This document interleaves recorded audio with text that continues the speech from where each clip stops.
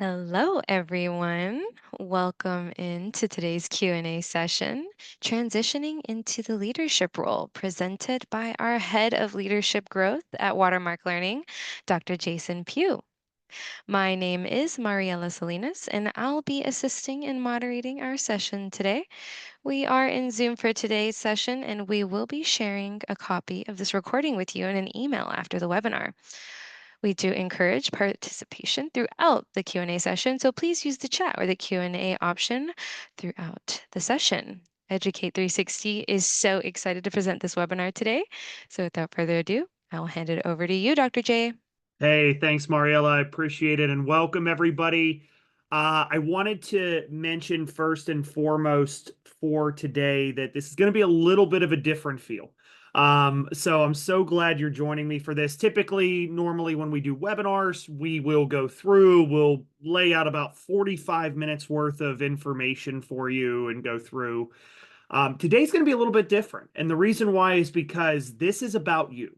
I want to really stress this, that a big goal that we want to hone in on for 2025 is really focusing on how we can help you more individually, as leaders, as future leaders.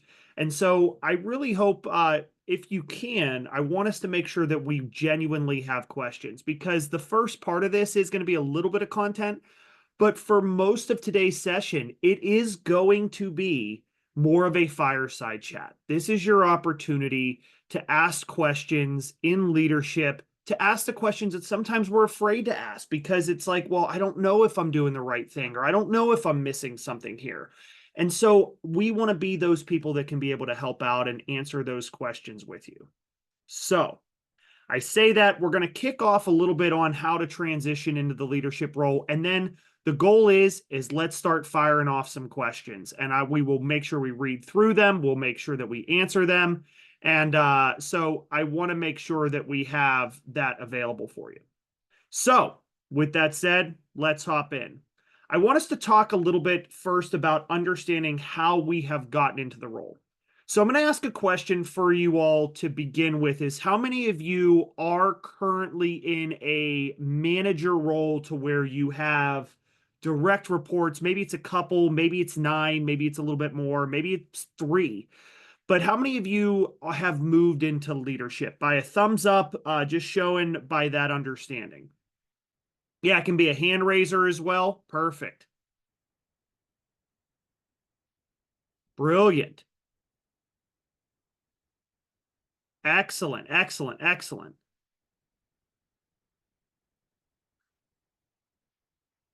And that's perfect. If the answer is not quite yet, but this is where we're starting to get into this space, then that's huge to know for us too.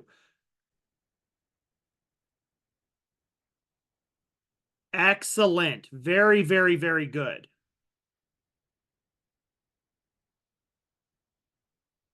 Love this. Love this. Love this. Thank you, folks. This is what I like to know, because some people, what I'm hearing in this is some people are going to be transition. Some people are already in the space. Some, hey, it's not yet, but I'm trying to. So that's what I like to see, is understanding sort of what level we are potentially working our way into and being able to answer the questions you're looking for. So wonderful feedback, folks. Really appreciate that right out the gate. What I want to start with is understanding that if and when you are moving into a leadership role, there are 4 major ways that you can move into a leadership role. And the challenge with this is that as you do so, there are 4 different problems you may run into as you're doing so. And this is so great. I don't know if anybody, I'm a huge fan of Julie Zhu. Julie Zhu was the vice president of marketing for Facebook. She's one of the youngest VPs that's out there. And she was kind of like thrown into this leadership role, right?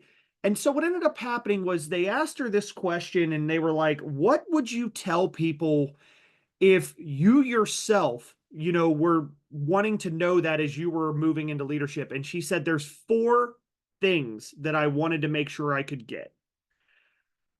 Understanding what pain points come with moving into leadership is one of the greatest things we could ever learn.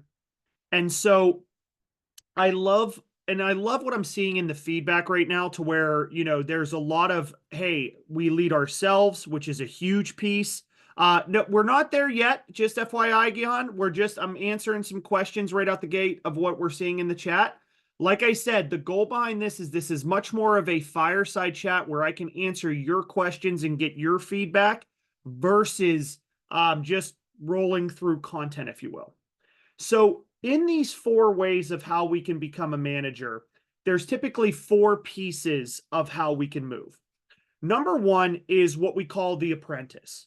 What the apprentice is if your company is growing or your organization's growing, sometimes what happens is that your leader may take on more and more and more and more people. And then all of a sudden they're leading 15 to 20 people and they just can't do that anymore. So now they break off team leads or they break off supervisors or they break off sections of this. And so when you have an apprentice, that's one of those pieces that I've started with. The very first time I ever became a manager, I was a training manager. It was for a software company. And what happened was we had a director that had, it started with 9 direct reports and then started with, it moved into all of a sudden as we continue to grow, we were a small operation, but we grew from maybe 25 people into I think it ended up being about 65 people. And that director could not take on everybody anymore. There was just no way it was feasible. And so what they did was they broke it off into segments. And so we had one that was a customer service manager. We had somebody that was more in like software developer manager. And then we had a sales manager and we had a training manager. And so that's where that broke off into teams and segments. That's an apprentice. Now, once again, we're going to talk about the challenges and sort of roadblocks that can come with that. But that's one way you move into leadership. The next way you can move into leadership is what's called the pioneer. And the pioneer is that you were not expecting to be a leader. And I love what was mentioned earlier with Emmanuel mentioned, I'm a leader of myself, which is important because you can't lead others if you can't lead yourself. Pioneers typically are people that have learned to lead themselves first. They've created new pathways, roadways. And now, as that happened, that department opened up and you are the leader of that department. So, as we go through this, the department or revenue stream, this is the most recent way that in my elevation in leadership, and I've kind of moved into leadership very quickly into different roles. It turned into I was a manager in one spot. I came over as a new boss, and then I expanded as a pioneer and just shot right up. And so there are multiple ways you can move into leadership. The pioneer, you basically broke through the fourth wall, and now you did that. So good luck. You're now leading an entire squad behind it. And so that's the challenge that goes into. We're going to talk about what challenges come into this. The new boss is you leave one organization, you are now heading to another organization, and typically you're taking on somebody that is more tenured in approach. So you may be the new boss, but you're taking on a team of 8 or 9 or 10, and maybe they are already well established. So, how do you walk in as the outsider into those places? And the last one is the successor. The successor is really somebody that you have taken over somebody else's role. So maybe, if you are now a manager, maybe your manager moved up to a director, maybe they moved on, they moved out, they moved up, but you are now taking over and you are wearing their shoes directly. It is more of a directional leadership path. So those are the four ways you can move into leadership most commonly. What I want to talk about with you is understanding the drawbacks and understanding some of the advantages and leverage points you have and what key strategies you can use and make the most out of. So out of these, and once again, if you're like, hey, I haven't moved into leadership yet, no worries. But my question for you, and I already see what people are doing. I love what Yahira mentioned and Michelle, Wasim is if you've moved into a leadership role, how did you think you moved into it now that we're seeing that? I'm seeing pioneer coming through, successor, apprentice. I'm seeing a new boss. How do you think you've moved into that role? Yep, building team from scratch. Yes, successor for the previous position. Love that, Russell. Very, very good. And I love what I'm seeing is that there's a little bit of some scar stories coming, is like, I was this and I ran into a pain point here. New boss. Excellent. And once again, here's the best part is that if you're not a leader yet, you're actually, and I don't mean a leader, if you're not in a managerial position yet, you have a great advantage because these are the things I wish I knew before I moved into management. And so if I would have known this, I would have walked in with a lot less frustration and headache. So I love what I'm seeing is that we have quite a mixture. So let's actually talk about the sort of what advantages and disadvantages come in and what strategies we should use. So if you are the apprentice, and I'm actually going to draw out a couple things in this case. If you are an apprentice, what the advantage is you know what works and what doesn't. And you get to ramp up without taking on so much extra heavy lifting. And the reason why is because a successor, you're adopting the full team. And that's what's hard about it. The apprentice, you're taking a chunk of that team. So you get a little bit more room to, I don't want to say room to fail, but you can ramp up into that position without having all of the answers or all of the context right away. That's a huge advantage of being the apprentice leader. The disadvantage is typically two pieces. Number one is you've probably now have an awkward dynamic with those people, with the people that you're now leading. You were one of them, and now you are now working, are working for you in this case from a direct report standpoint. And when that happens, it can create an awkward dynamic. Do I need to be their buddy? Do I need to lead? Do I need to manage them with a little bit more firmness? What do I do?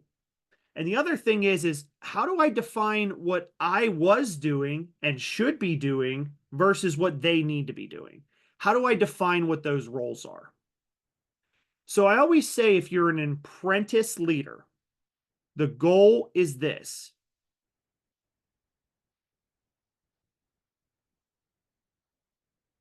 Include them as part of the dialogue for growth.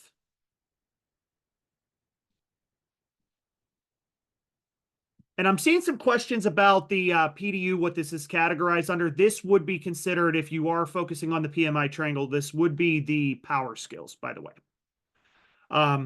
You need to include them in the growth. And so when I say that, I like to make sure that as I moved into an apprentice, here's where this came in.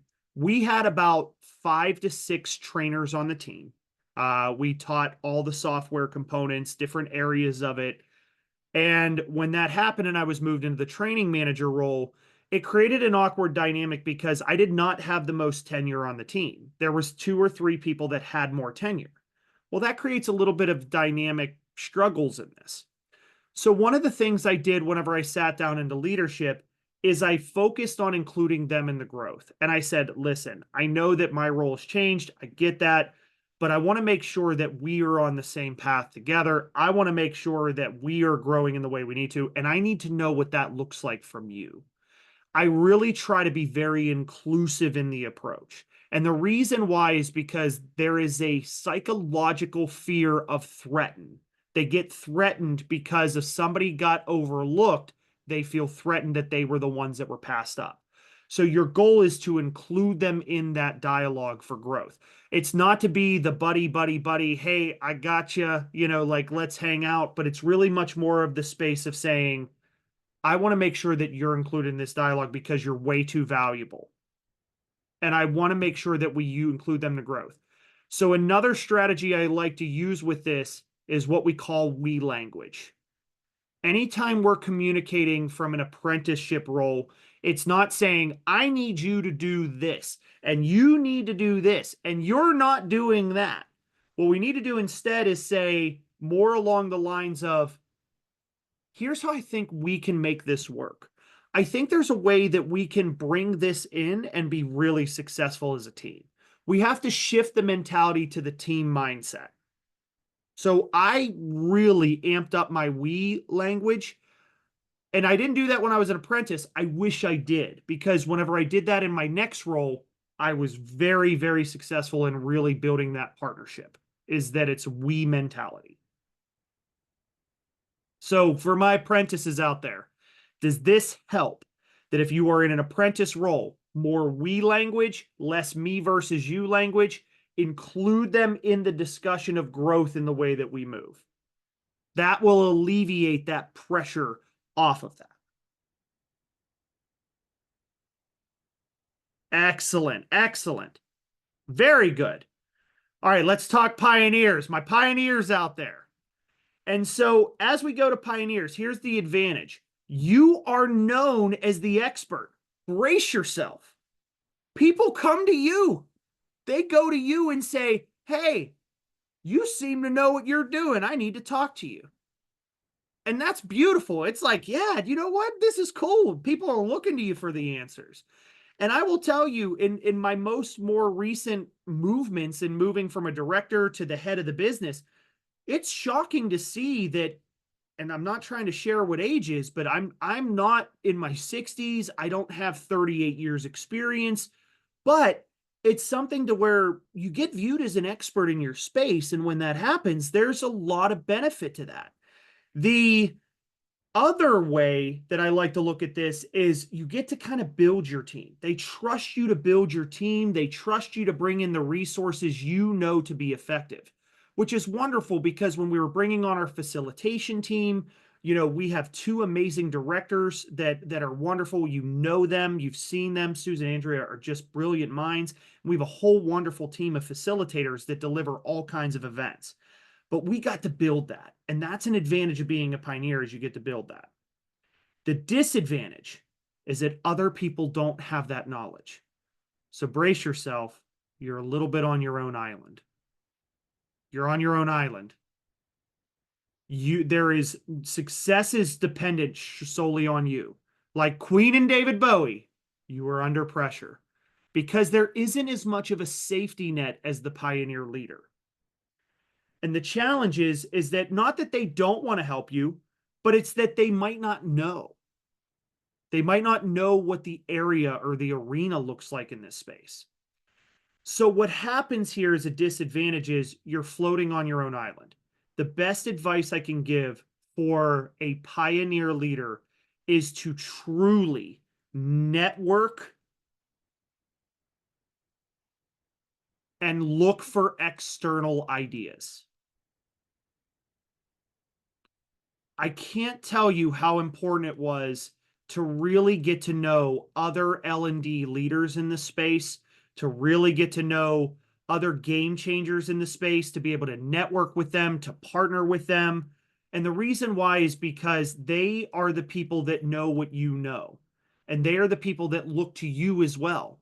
So this powerful network of external resources is such a key thing. Your team is already recognizing you have expertise. So if you really are running into a problem, your problem is running into breaking that next wall. Well, who better to break the wall with than other people that already know this with you?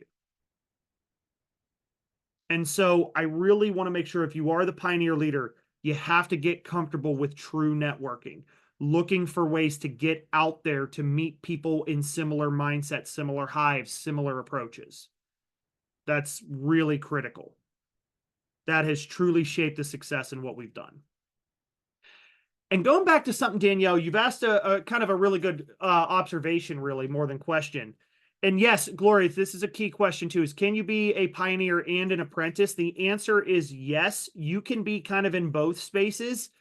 I will tell you that normally what happens is that you sort of evolve in the way you move into different leadership roles. And I will tell you, like I said, in my career, I've been in 3 of the 4 so far. So it is likely to happen. Danielle mentions we language is useful. However, I've seen some challenges with focusing on the organization's goals, which may not match the team goals. There's an answer to this too, is you're absolutely right that organizational alignment is important. And you're right that sometimes the team goals may not align to that, but even still, there has to be we language amongst that. And I'll give a good example of this, Danielle, is, our facilitation team sometimes may cause a little friction with other members. And I'll give examples of, maybe our sales team members, right? We have salespeople that are, um, they want to be able to put 30 people in a classroom because that's what the client wants. And for us, we have to push back and say, you know what? Our goal is we're very, very connective in our approach. And if you put 30 people in a class, somebody's going to hide. And that's not our mission and what we do. So it does create a little bit of that sort of push. So we have to understand what the organizational benefit is. And sometimes that organizational benefit is, you know, compromise. Sometimes it's collaboration. Sometimes it's teamwork and being able to work through those things. But ultimately, what your goal is once again, your goal in the apprentice role is to never create any sort of me versus you dynamic. And not saying you versus the employee, but that's you versus another department, you versus another team member, you versus another group. Those days cannot happen if you're happening to be in an apprentice leadership role. So I love that insight, Danielle. I just really do. Thank you so much for bringing that up. All right, let's talk about the other two, and then we're opening the floor up to some key questions. So once again, be ready for questions. I'm already seeing a couple coming in, so please make sure that you're bringing those questions to the table. The next two, the new boss. This was a way that when I left the software company and came over to sort of the Educate 360 family, what ended up happening here was I was the new boss. And so the advantage you get is that you kind of get a little bit more slack because you're getting to know what the company values are. You're getting to know what you're getting to know what they look for. You get to know what the team looks for. And and Tracy, you're absolutely right. When the newest member has a lot of seniority and you're coming in as the new boss, that's going to be one of the biggest thing is that there is a lot of firm ground that has already been established. And so the advantage is that you get to start with a blank slate of ideas, but you can't use them all right out the gate. You can't do that. That's the biggest challenge is you can't sit there and say, "Oh, I got all these ideas and it's going to be great, everybody," because that's actually going to be captain backfire if you do. Because if you do have people that have already been established, and that's what you're going to get, as Tracy just mentioned, this is how we've always done it. And then what happens is it becomes defeating or it becomes like an uphill battle. And so what we really have to do is we really have to take the time to invest in the people you don't know. I will tell you that I'm going to name names, and I normally don't like to name names in webinars, but I'm going to give an absolute shout out to two of kind of the best leaders I've seen in this organization. Dr. Susan Hydorn, if you've ever met her, she's incredible, and Andrea Brockmeyer, also incredible. Um, when we came over as sort of new boss in this case and worked with them, if I came over and just shouted all these ideas that I had and all these approaches, it would have been a lot of pain. And it's just you got to be very cautious about this.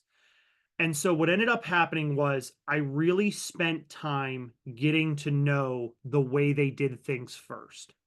I really spent, yes, absolutely. The way it was just said by Michael is understand the people around you rather than being the bull in the china shop coming into.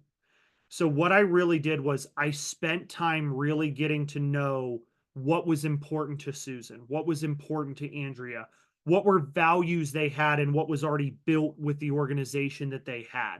What was really important in the mindsets that they approached. And you have to spend time getting to know, and this is where I spend time. And this takes a lot of time, but I'm telling you, it's very, very important, and this is what I call the Dr. J VIPs. You have to get to know what their values, interests, and preferences are. Each member, you have to get to know. And I love the stories I'm hearing here is I learned this the hard way. I learned this the hard way that I didn't get to have this, that I ran into a pain point, that I ran into this. That's why we're discussing this. I spent a lot of time in the very beginning, in the first kind of few months, getting to know what Susan and Andrea's values were, what they value in the way that work gets done, what they value in the way that we build success, what they value in really delivering quality, what quality looks like to them. Then I got to know what their interests are. And that was a huge, huge piece, is really getting to know what their interests are. Andrea loves content development. Susan loves content development. That was one piece that I was ready to pull away from them, but they love that. So now I'm already I'm against the eight ball if I do that. So we worked out a way to work through that. Preferences is when, and that's where you just nailed it, is disc profiles. We did disc assessments and we do disc training. And absolutely, I get this question all the time of, do you recommend disc or personality profiles? 100% I do. And honestly, I believe in it so much that we teach disc ourselves. We're huge advocates, and we don't only just teach it for our clients, we really hone in a little bit more specifically on our own internal disc profiles. So many people in our organization have done disc. And now I'm not advocating disc alone. Strengths finders, emergenetics, insights, strengths, like I said, strength finders, they're all amazing, but get some sort of valuation tool that gets to know your people. That makes the biggest difference when you are a new boss. Lastly, is the successor. And I really love some of I see people with questions. I promise we are going to answer those questions. Okay. We are going to talk about that, but these questions are really, really good. And that's where we're going to be discussing that on a deeper level. So, like I saw, Emmanuel, you have a really good question. I am going to get to that. So, DISC, Rodney, just real quick, DISC is an assessment that focuses on personality traits and behaviors. So the D in DISC is dominant. They like dominant communication, direct communication. I's is influential, inspiring. They like to motivate in their approaches. S's is steady, supportive. They believe in kindness, empathy. And C is conscientious or compliant. They like good process, good accuracy, good facts. But their assessment takes those profiles and allows you to see kind of where you fit on that. Successors. The advantage is you've been molded for this. They've actually been sort of mentoring you in this space already, your previous leader. You've gained previous insights. You know what you're doing. The challenge is identity. The challenge is imposter syndrome. Because what happens is, if you have a great leader that you're taking over their position, you feel like you have to be them, that we don't want to rock the boat. And if the other side of the thing is they were a bad leader and you took over for them, you are coming in and saying, well, now I need to change everything. The biggest thing I need you to focus on is doing this is find common benefits between you and the previous leader. So I would say this, and I hope she never leaves. I promise you, I work for our chief strategy officer, and she is just the best around. But if it was something that she moved up or moved on, and I ended up moving into her role, the biggest thing I would look for are common benefits in the way that she led and the way that I lead, and I would want to maintain those. What I would also do is look for subtle differentiators, but the differentiator is not that you can't sell it as they did something bad. You have to sell it as and. This is where I use what's called the and language. And I'll give an example. And it's like, what she did was incredible, and I love that she did this. I also think there's a way to even enhance that idea just a little bit more and make even more impact. Because the way that looks is you're respecting the history, you're respecting the past, but you're also willing to push a little bit to the future and create your own identity as a leader. So I look for common benefits from my successor. Absolutely, Wasim, is you merge the styles and you merge the benefits of, look, this is similarity you're going to get out of me and this person. There is a little bit of a differentiator where I do a little bit more X, but that is an important thing to me. So I love this. I love the first, 25, 30 minutes of this that you've all been able to share stories with me in this. I'm hoping that this is helpful. I want to start with some questions now. I want to get to some questions. I want to spend time the next 30 minutes fireside chatting it with you. One of the things that I do want to start with, Mariella, and I know that you've been gathering questions. I do want to start with Emmanuel's question that I thought was an absolute brilliant question. And this question that was asked is, what is your difference in opinion between a manager and a leader?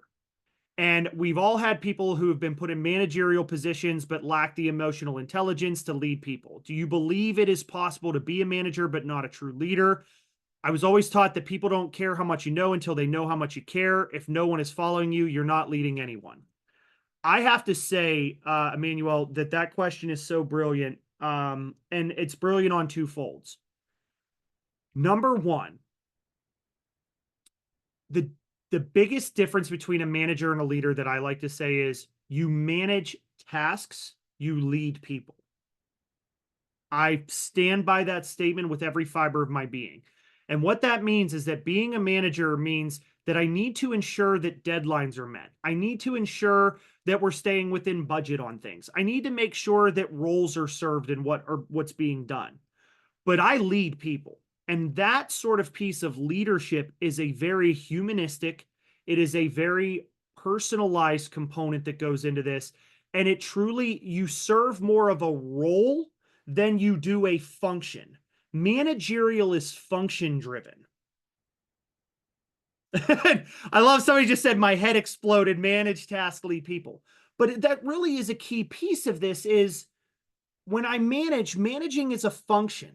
It's a function of the business. It's a function of what I need to take care of. Leadership is your ability to be in a role. And what I mean by role is it could be dissemination of information. It could be building relationships. It could be helping in the decision making with others. It could be collaboration. But you're absolutely right. And this is why, Emmanuel, when they say that you can lead from anywhere, you can lead without being in a managerial position because it is a people driven aspect. I honestly, one thing that I really wish that they said is, I know that there's project managers out there.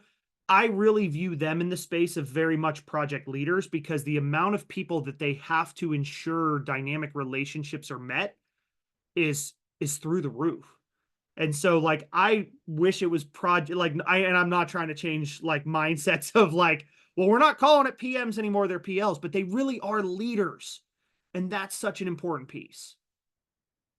So I really hope that answers that question, Emmanuel, because I think that question really needed to be asked. So genuinely thank you. 100%. Yeah, we actually have a decent chunk of questions here ready to go, so we can run through a couple of these if that sounds good, Jay. Yeah, I'm in. awesome. I'm in. Let's do it. Perfect. I'll start us from the top. About to have my very first performance review of my career, and it will be my manager's first time on that side of the table as well. Any advice for either of us? A bit of the blind leading the blind. Yeah, I think that it's okay to explore this together. I think the idea is I always try to encourage this together and not trying to overtake the position, just saying, I think clear the air and clear the air of saying, hey, I know this is first for both of us. I'm happy to help any way we need to in this. I just want you to know that, I truly believe in our teamwork. So that's important. So if there's anything that I can do to help support in this, just allowing them, I think sometimes leaders want to know that they're supported as well without feeling like they're lesser. And so for me, if your role in supporting them, and there's other things, and I love that they can engage HR, that's absolutely true that they can go and do that on their end. But if you are the person that's trying to assist in that process, if you're trying to assist in that process and trying to help in that process with them, what I want to emphasize is you can sort of demonstrate your support and say, hey, I know that this is new for both of us. I really want to make sure that, if there's something I can support in to help this process, that's something that I always try to make sure I can do. I've had a boss that, this was their first time doing that. And they even said it right out the gate. I'm a little nervous about this because I don't want to say the wrong thing. And I was like, look, we're going through this together. So, I got this, I got your back, but we're going to make sure we do this, and whatever feedback comes out of it needs to come out of this. So that's really important. And I got a question of what is a star map? A star map is sort of a growth tool in feedback that allows you to focus on what the situation is currently at hand, what tasks need to be completed, what actions are we going to take, and what actions were taken in the process, and what results did we see from that. So, star map is a little bit more of the task management side of things. Whereas if we're talking about clearing the air and really trying to break that uncomfortable ice from a humanistic perspective, then that's going to be a different way to go about that. 1000%. All righty, we have a couple more coming in, so I would love to get through some of Yeah. these. If you have someone who is already not a team player bent on creating friction? Example, slacking off, team needs to do their share to meet deadlines, etc. What do you do with that? A question we have all definitely thought before. Yeah, such a great question. I think this is from Keisha, and Keisha, thank you for this. We all have had that. Robert I. Sutton. I'm not going to swear on a webinar, but he calls it the no blank blank blank hole rule. There's typically a rule that if you have somebody that's pretty toxic in your organization, that there's probably a coaching out mechanism that's probably going to end up happening. I do believe in doing every bit of due diligence first before it comes to that. And what I mean by that is I'd rather understand their why. Everybody that goes through something to that nature to where it's causing that sort of friction, there's a pain point that's occurred in the past. And I would rather go a little bit more vulnerable with them and say, look, I don't know, what has happened in the past. I don't know what pain points have occurred in the past, but I want this to be good for all of us. And so how can I help us get back there? How can I help us, get to where we need to? And I think that vulnerability is a good starting point. If that doesn't work, then we need to go to the next space of we need to demonstrate a real process here. Because if we don't, we're not hitting our results. And if we're not hitting our results, then we're really going to run into a deeper problem. But one of the key rules that I have to emphasize with this, Keisha, is always stay neutral in your dialogue. It cannot come off as personal, that it's personally hurting you. It just, hey, we see this, that this isn't working. I want to make sure that we can help in this. How can we truly help? It needs to be still objective in this nature. That would be my first multiple steps in taking that. Excellent info to have, especially if you haven't encountered that yet. It's something great to have for sure.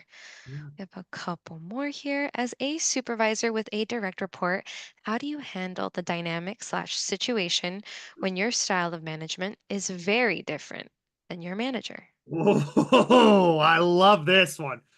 Oh man, Gloria.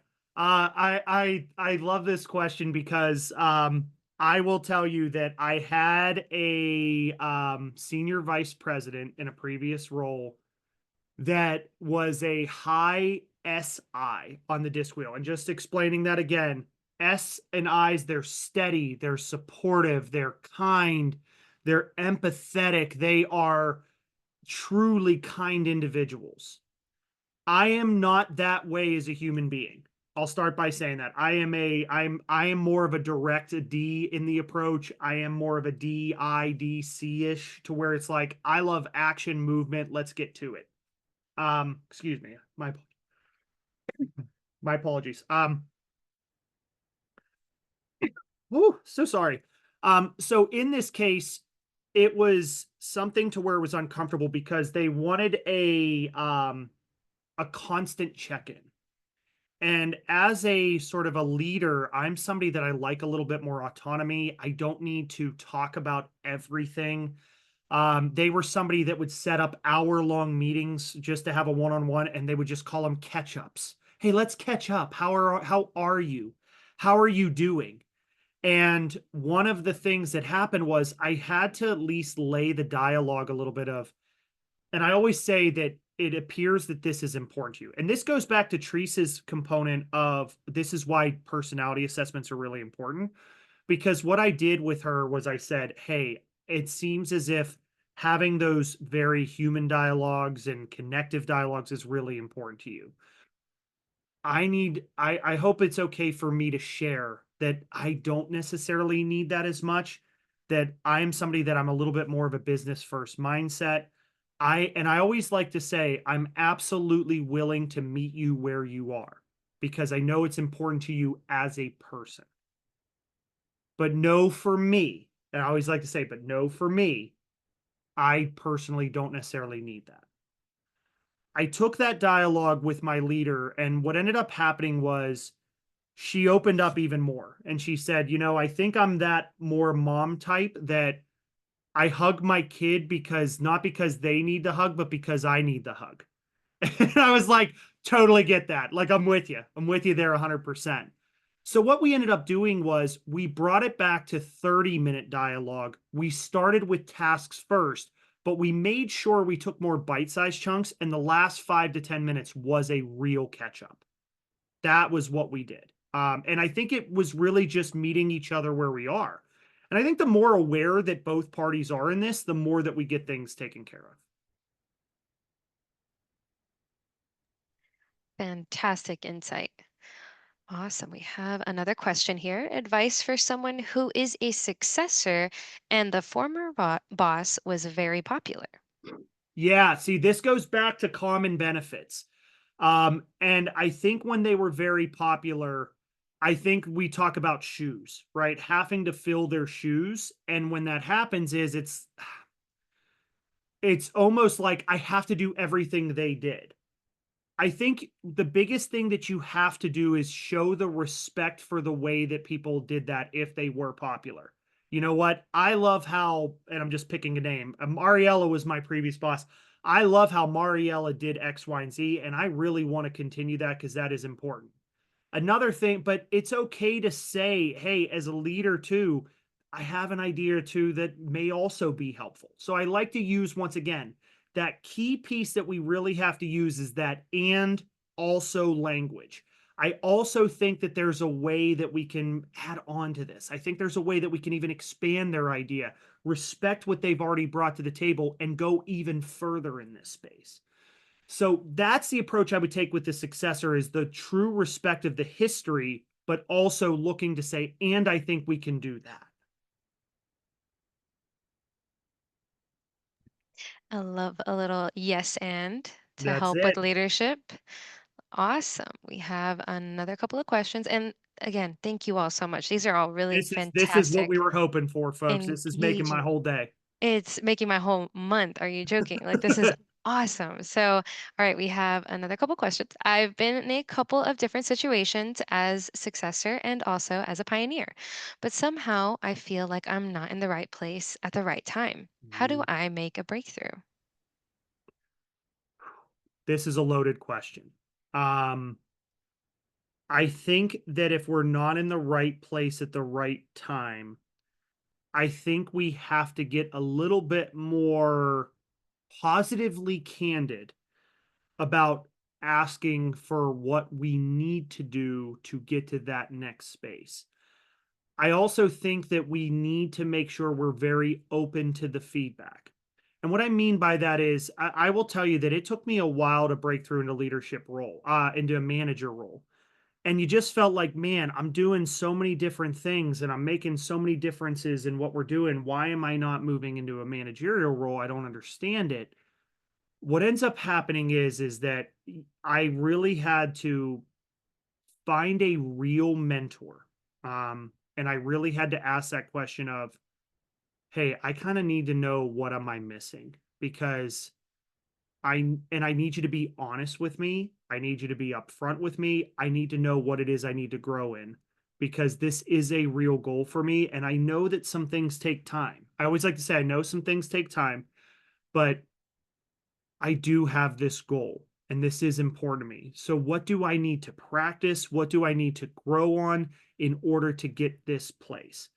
I think by taking that approach, what we're doing here is you're demonstrating the hunger to want to move into leadership, but you're also demonstrating the humility that you have an area to still continue to grow. And I think that's ultimately what a lot of upper leadership wants to see is that we have great ideas, but we also need to know that there's reflection in where we're going. Fantastic point, 100%. I think blind spots are blind spots for a reason, right? We definitely can always use a little bit of feedback. And it's good to, I think when you ask for it, it shows so much more autonomy in your ability to lead yourself. And I think that people look very positively in that direction. 100%. All right, we have a couple more to go through. How do you motivate someone who doesn't want to work or who is close to retiring and has bad morale? Ah, we call these the omega employees. And the reason why we call them the omega employees is because they have done everything that needed to be done. Um, I think that that's a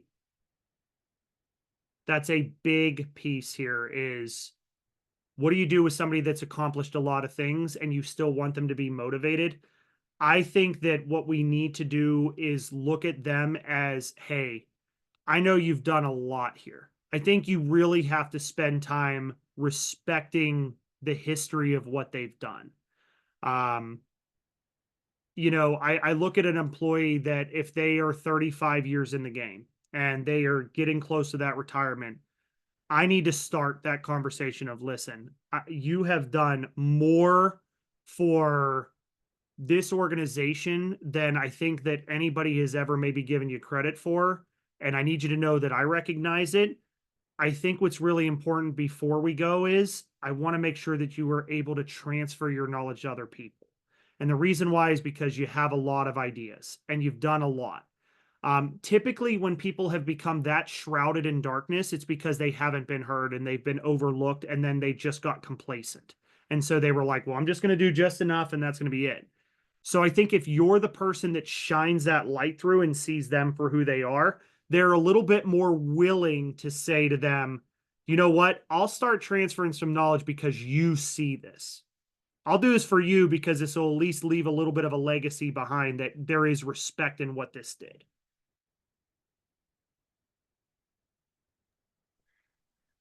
Awesome. And we go off to the next question. What is your best approach to handle disagreements among team members? I'm a huge fan of a TKI model, and we teach a whole class on this called constructive conflict management. I wish I had a lot more time to go through what these are, but if you look up the Thomas Kilmann instrument, um, there are 5 ways to approach conflict. There is the competition, the collaboration, the compromise, the accommodation, and the avoiding. And each position has its own benefits. And what the goal is behind this is being able to read the situation to say, is this something that we need to table right now? Or is this something we need to hop in together? Is this something that I need to challenge you in this case? So it's a much more loaded question that, but we teach an entire component going on the Thomas Kilmann instrument that really focuses on 5 different ways to handle deeper conflict in those cases. Once again, competition, collaboration, compromise, accommodation, and avoidance.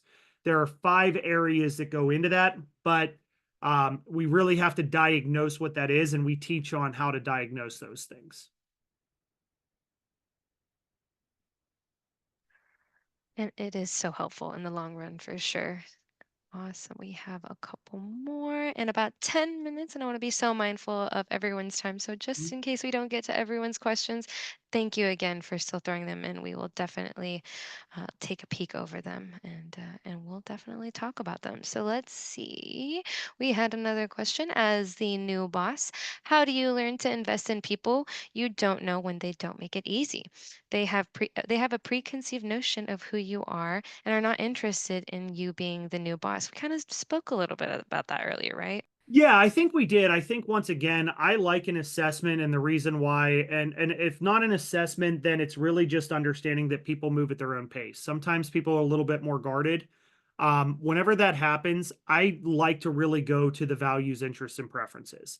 I think that being able to say, listen, I know that maybe you're not interested in me or as a leader, maybe that's the case, maybe that's not. But just so that I know that I'm not rubbing the wrong way with you, if you can, I just want to know a little bit more about your VIPs, like your values, interests, and preferences. Do you value autonomy? Do you value collaboration? Do you like to be left alone first thing in the morning? Do you like to have a little bit more dialogue later? And I always like to say those kind of things help me to make sure that I'm meeting you where you are. So that does tie back to that new boss concept. Beautiful, beautiful. And we have a similar question, kind of adjacent to that. How about if you interject your style or vision in small parts or as a gradual transition? Once again, I love the bite-sized chunk approach. The world isn't solved in one day. Once again, using that and approach is going to be really critical. I love what our current vision is. I also think there's a way that we can scale, grow, enhance. I think there's a way we can continue to do that. So I love the idea of gradual or chunked based transition. Love tidbits. Absolutely. We got another question here. I lead a team of functional team members, IPT, Mhm. with no direct management line, but more influencing. Very typical of our big company. Functional manager priorities and culture might be so much different that what we need to drive in than what we need to drive in the IPT. Do you have any suggestions for that kind of structure, especially during a period of challenges in the industry?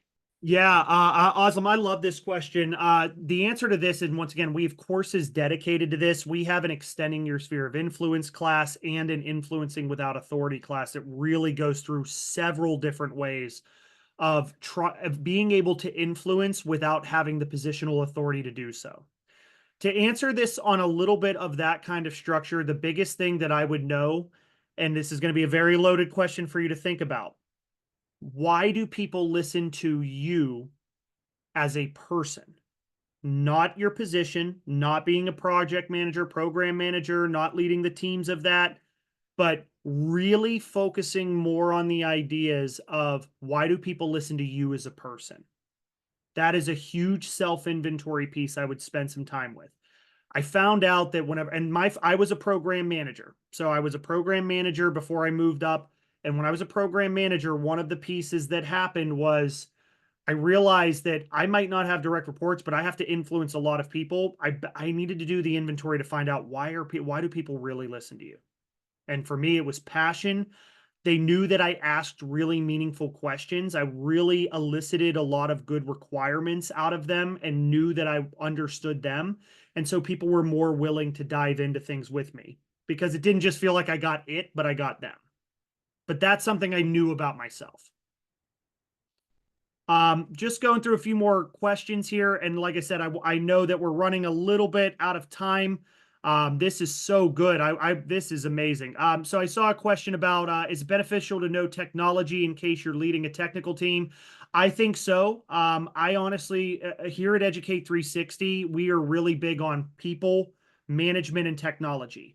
So we do process management, program management, project management. We're big on the management side. We've a New Horizons brand that really focuses on the IT technical component of things that I think is absolutely mission critical. And obviously the people side is something very important to me. So I think the more that you move into leadership, knowing those three areas of people, management, technology is truly beneficial. Um, Project managers that report to you, one of them struggles with the idea of leading others with having no. I would honestly, Rika, in this case, I would say definitely sign them up to the influencing without authority class.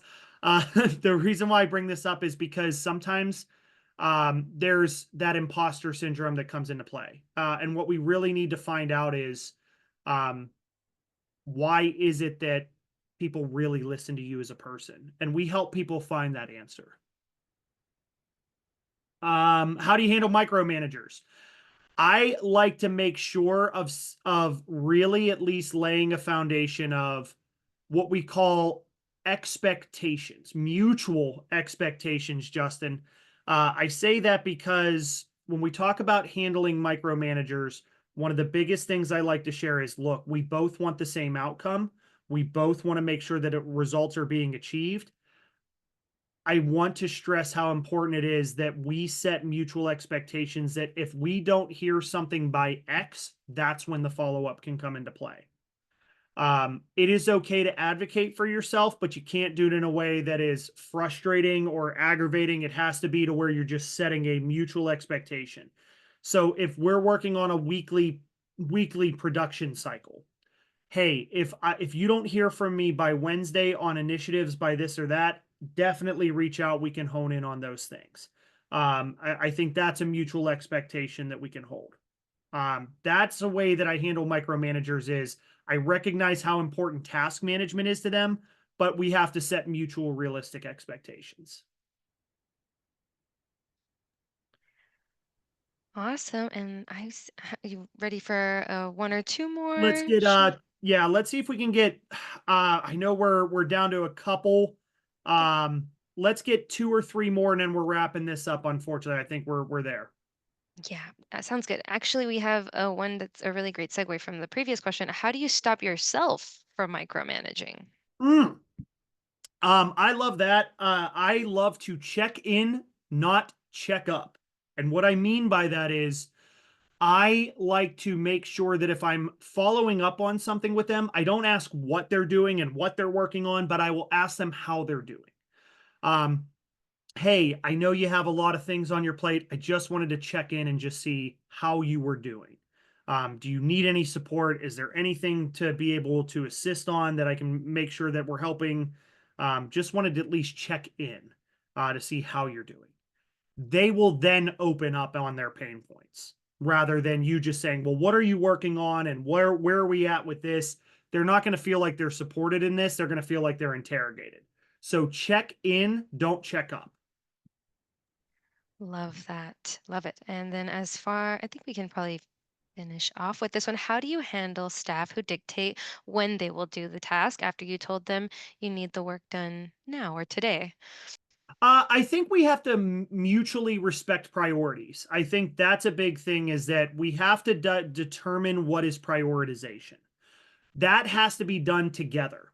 That you have to lay out what the priorities are with them and say, look, this is due by end of month. This is something due by end of week. We have to reprioritize is a key term that I want to really hone in on in this case is allowing us to mention the word reprioritize and really talking out those repriorities with them.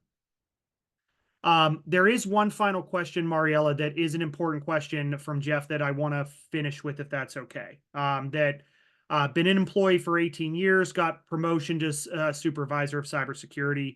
The new manager was fine, but it turned toxic, harassment, belittlement, voluntary demotion, applying to other but not serious bits. What can you suggest to getting back into the supervisor position? I think this is where that deeper dialogue with a mentor that is not in your division, in another sector of that part of the organization, that I would get an informal mentor. I am a huge fan of informal mentors that can look into that space and say, hey, here's what I'm seeing that if you're going to move into a supervisor position, this would be where maybe work needs to be done with X, Y, and Z. The other thing that I will say, Jeff, and this is for everybody on this call, and I can't believe how many people stayed on from start to finish with this. I need you all to know that you have value. If somebody's not seeing value in you, know that you have value. It's just sometimes that things don't mesh, things don't click, but that is not a reflection of you as a human being. That is, it's just sometimes the mix. So in this case, just remember that every single one of you has value. Such a special sentiment and truly and wholly true. And so thank you so much for our audience for coming. And thank you all so much for your questions. This was a fantastic, informative, introspective session. So thank you, audience. And thank you, Dr. J. Hey, thank you all for allowing this fireside chat to be so productive and powerful for you all. Like I said, it was great to have some content, but I just really love that we got to talk about what you're going through. So thanks for letting me be a part of your all of your leadership journeys. And if you need anything, please reach out to us at Watermark or at Educate 360 because we are here for you. 100%. Yeah. And if you miss out on any part of this session, we will be sharing this recording with all of you in an email after the webinar. And if you need any more info on this topic, go ahead and visit us at watermarklearning.com. Thanks again, audience. And thanks again, Dr. J. Take care. Bye, everyone.